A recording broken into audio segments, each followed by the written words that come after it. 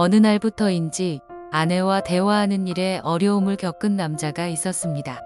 아내에게 궁금한 것이 있어 물었는데 아내가 대답을 잘 안 하고 대답해도 엉뚱한 대답을 할 때가 많았습니다. 이 남자는 자기 아내가 가는 귀가 먹었다고 생각했습니다. 그래서 어느 날 아내 몰래 병원에 가서 의사와 상담을 했습니다. 의사 선생님, 저의 아내가 가는 귀가 먹은 것 같은데 어떻게 하면 좋습니까? 그러자 의사가 일단 환자가 얼마나 못 알아듣는지 환자의 귀 상태를 체크해 봐야 합니다. 구체적으로 몇 미터에서 알아듣지 못하는지를 측정해 보세요. 그리고 상태가 심각하면 정밀 검사를 위해 병원으로 모시고 오세요. 라고 말하면서 청각 측정 방법을 자세하게 알려주었습니다. 집에 돌아온 남자는 10m 떨어진 곳에서 저녁을 준비하고 있는 아내에게 물었습니다. 여보, 오늘 저녁 메뉴가 뭐요? 아내가 못 알아듣는지 아무 대답이 없습니다. 그래서 이번에는 조금 더 가까이 다가가 5m 정도 떨어진 곳에서 다시 물었습니다. 여보, 오늘 저녁 메뉴가 뭐요? 그래도 알아듣지 못하는지 아내는 대답이 없었습니다. 다시 1m 앞까지 접근해서 여보, 오늘 저녁 메뉴가 뭐요? 하고 크게 물었습니다. 그랬더니 아내가 화를 버럭 내면서 내가 불고기라고 아까부터 3번이나 말했잖아요. 라고 신경질을 내며 퉁명스럽게 말했습니다.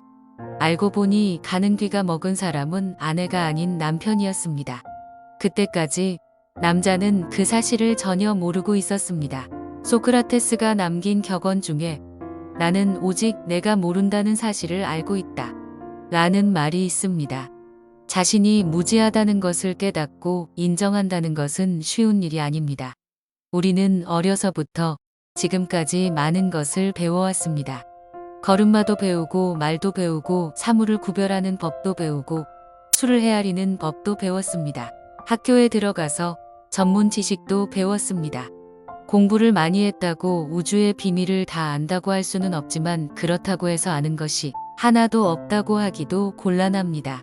그러면 왜 소크라테스는 너 자신을 알라 라는 말을 했을까요? 우리 인간은 자기 자신이 누구인지도 모를 만큼 무지하다는 말입니다. 플라톤의 대화록 소크라테스의 변명에 다음과 같은 이야기가 나옵니다. 어느 날 소크라테스의 신실한 친구 카이레포는 델포이 신전에 가서 신관에게 세상에서 소크라테스보다 더 슬기로운 사람이 있느냐고 묻습니다. 델포이 신전의 신관은 소크라테스보다 더 슬기로운 사람은 아무도 없다고 대답했습니다. 카이레폰으로부터 이 말을 전해 들은 소크라테스는 그럴 리가 없다고 생각합니다.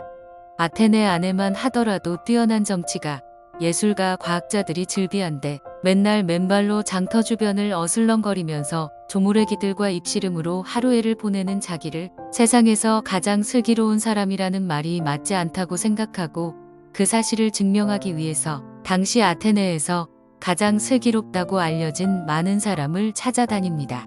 그리고 그 사람들과 이야기를 나누는 가운데 놀라운 사실을 발견합니다. 그것은 그 사람들 가운데 누구 하나도 자기가 안다고 주장하는 것에 대해서 확실한 지식을 가지고 있지 못한 것이 분명한데 아무도 그 사실을 모르고 있었습니다. 그제야 소크라테스는 델포이 신탁이 무엇을 뜻하는지 깨닫게 됩니다. 우리 인간은 자기 자신도 잘 모릅니다. 그러나 꼭 알아야 할 것이 2가지가 있습니다. 첫째, 우리는 죄인이라는 사실을 알아야 합니다. 성경은 모든 사람이 죄를 지어 하나님의 영광에 이를 수 없게 되었다 라고 했고 의인은 한 사람도 없으며 깨닫는 사람도 없고 하나님을 찾는 사람도 없다. 모두가 곁길로 나가 하나같이 쓸모없게 되었다. 선한 일을 행하는 사람은 단 한 사람도 없다. 라고 말씀합니다. 또한 우리가 스스로 죄를 짓지 않았다고 말한다면 그것은 우리 자신을 속이는 것이며 진리가 우리 안에 없는 것이다. 라고 말씀합니다. 최초의 인간인 아담과 하와가 하나님을 배반했고 그 죄가 유전되어 흘러내려오기 때문에 사람은 죄의 본성을 가지고 태어납니다. 그래서 사람은 말과 행동으로 죄를 짓고 악하고 더러운 생각을 품음으로 죄를 짓습니다. 알고도 죄를 짓고 모르고도 죄를 짓습니다. 그러므로 우리는 나 자신부터 죄인임을 인정하고 고백해야 합니다.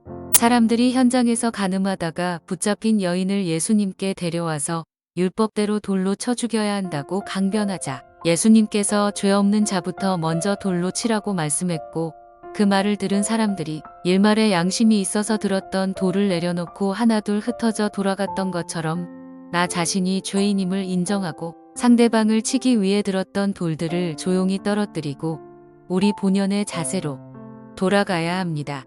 돌을 맞아야 할 사람은 다름이 아닌 바로 나 자신이기 때문입니다. 둘째, 우리 인간은 존귀한 존재라는 사실을 알아야 합니다. 2018년에 유명 화가들의 미술품을 경매하는 뉴욕 크리스티 경매시장에서 피카소의 그림 알제의 여인들이 1억 7,936만 5천 달러에 낙찰되었습니다.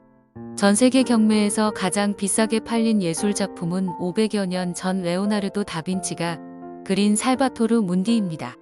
이 작품은 지난 2017년 미국 뉴욕 크리스티 경매에서 4억 5,030만 달러에 낙찰되어 미술품 경매 사상 최고가 기록을 세웠습니다. 작품과 상품은 분명히 다릅니다.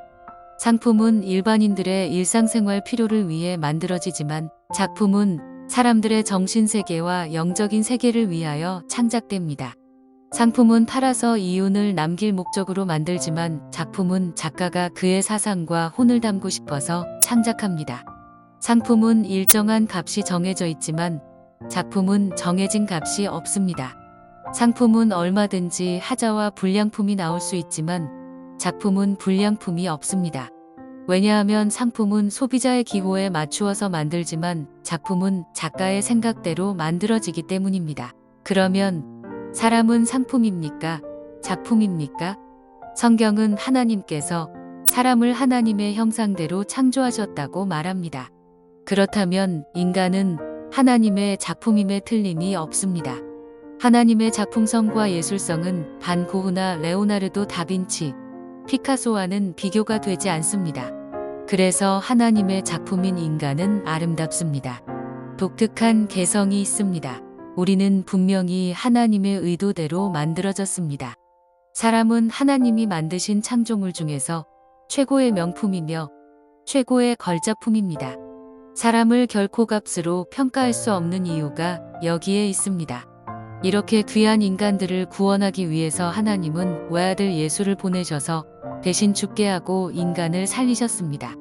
그러므로 예수 그리스도를 통하여 새 생명을 얻은 우리는 온 천하를 주고도 바꿀 수 없는 존귀한 존재입니다. 우리 인간은 죄인입니다. 그러나 구원을 받아야 할 가치가 있고 존귀한 존재입니다.